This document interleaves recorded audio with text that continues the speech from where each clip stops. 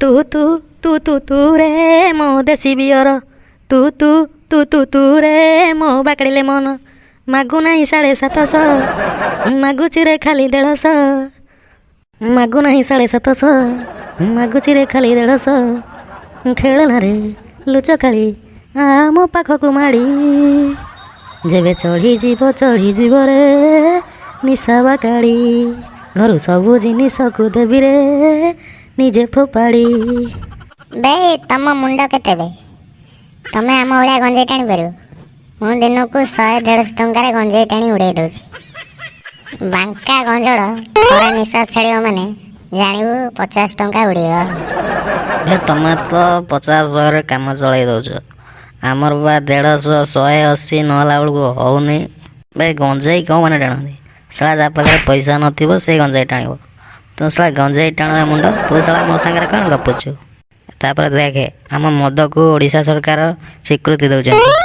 ଯିଏ ଅଧିକା ମଦ ବିକିବ ତାକୁ ପୁରସ୍କାର ବି ଦିଆଯିବ। ଆଉ ଯଦି କିଏ ରାସ୍ତାରେ ମଦ ପିଗଡ଼ୁଥିବ ତାକୁ ସଙ୍ଗେ ସଙ୍ଗେ 108ରେ ଭର୍ତ୍ତି କରି ଡାକ୍ତରଖାନା ପଠାଇଦେବ। କିସ କହୁଛୁ? ସରକାର ମଦୁଆମାନଙ୍କ ପାଇଁ ଏଭଳିଆ ଯୋଜନା କରିଛି, ଆଉ ଆମେ ଗଞ୍ଜଡ଼ିଆ ମାନେ କ'ଣ ତାଙ୍କୁ ଭୋଟ ଦେଇନଥିଲୁ କି? ଆମ ପାଇଁ ଗୋଟେ ଯୋଜନା କଲେନି? ବେ ସରକାର ପା ନିଜେ ମଦ ପିଉଛନ୍ତି, ସେ ମଦୁଆମାନଙ୍କୁ ସମ୍ମାନ ଦେବେନି ଆଉ କ'ଣ ଗଞ୍ଜଡ଼ମାନଙ୍କୁ ସମ୍ମାନ ଦେବେ? ଆରେ ଆମେ ମଦ ପିଲା ଟାଇମ୍ରେ ଯେତିକି ଚାକଣାରେ ଖର୍ଚ୍ଚ କରୁଛୁ ତମେ ସାଲା ସେତିକି ଗଞ୍ଜେଇ ଟାଣୁନଥିବ। ଆଚ୍ଛା ଭାଇ, ତମେ ମଦ ପିଇବାର ଅସଲ କାରଣ କ'ଣ? କହନରେ ଭାଇ, ଗୋଟେ ଝିଅକୁ ଭଲ ପାଇଥିଲି, ସାଲା ସିଏ ମୋ ସର୍ବସ୍ୱ ଲୁଟି ନେଇଗଲା। ଲୁଟି ନେଇ ମୋତେ କହିଲା ମୁଁ କିଏ ଚିହ୍ନିନି। ସେଇଦିନ ମୁଁ ବାହା ହେଇନି। ସେଇଦିନ ଏ ମାଲ ପାଣି ପିଇ ଏ ହାଣ୍ଡିଆ ପିଇ ଗଡ଼ୁଛି, ସବୁଆଡ଼େ ବୁଲୁଛି ଆଉ। ଆଚ୍ଛା ଭାଇ, ତୁ ଗଞ୍ଜେଇ ଟାଣିବାର କାରଣଟା କ'ଣ ମୋତେ ଟିକେ କହ।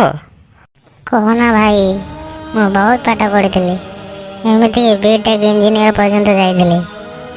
ମୋ ସାଙ୍ଗ ପିଲାମାନେ ପାଣି ପାଇ ବାଡ଼େଇ 3 ତାଲା 4 ତାଲା କୋଠା କରିଛନ୍ତି, ଆଉ ମୁଁ ପାଠ ପଢ଼ି ଚାକିରି ଖୋଜି ଖୋଜି ଚାକିରି ମିଳୁନି, କି ଝିଅ ଖୋଜି ଖୋଜି ଝିଅ ବି ମିଳୁନି।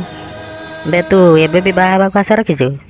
ହଁ, ଆଉ ବେ ତମେ ଗଞ୍ଜଡ଼ିଆ ମାନେ କେଉଁଠି କେବିନି ତଳେ, କେଉଁଠି ଗୋସ୍ତ ଗଛ ତଳେ, କେଉଁଠି ଭଙ୍ଗା ଘର ପଛପଟରେ ଗଞ୍ଜେଇ ଧୂଆଁ ଛାଡ଼ୁଥିବ, କିନ୍ତୁ ଆମେ ସେସବୁ କରୁନୁ। ଆମକୁ ସରକାର ଅନୁମତି ଦେଇଛି, ମଦୁଆ ମାନେ ଯେଉଁଠି ମଦ ପିଇପାରିବେ। ବେ ତମ ମଦ ଆମ ଗଞ୍ଜେଇ କ'ଣ ଗଧ? ପ୍ରକୃତରେ ଆମ ସରକାରକୁ ମାନିବାକୁ ପଡ଼ିବ। ବେ 50 ଟଙ୍କା ଅଛି ଦେଉନୁ? ମୋ ପାଖରେ 50 ଟଙ୍କା ଅଛି, ଗୋଟେ ଆସ୍କା ପଟି ନେଇଆସିବା। ଭାଇ କିସ କହୁଛୁ? 50 ଟଙ୍କାରେ 4 ଜଣ ଗଞ୍ଜେଇ ଟାଣିବେ?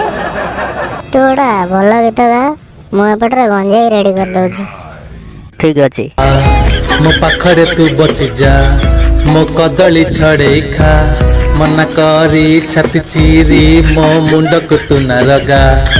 ମୋ ପାଖରେ ତୁ ବସିଯା, ମୋ କଦଳୀ ଛଡ଼େଇ ଖା, ମନା କରି ଛାତି ଚିରି ମୋ ମୁଣ୍ଡକୁ ତୁ ନା। ନେ ତୁ ଟାଣେ ବେ।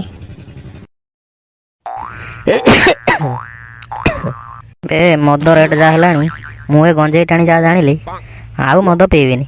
ଏବେଠାରୁ ଗଞ୍ଜେଇ ହିଁ ଟାଣିବି। ଜିନ୍ଦାବାଦ ଜିନ୍ଦାବାଦ, ଗଞ୍ଜେଇ ଚିଲମ ଜିନ୍ଦାବାଦ। ଜିନ୍ଦାବାଦ ଜିନ୍ଦାବାଦ ଜିନ୍ଦାବାଦ।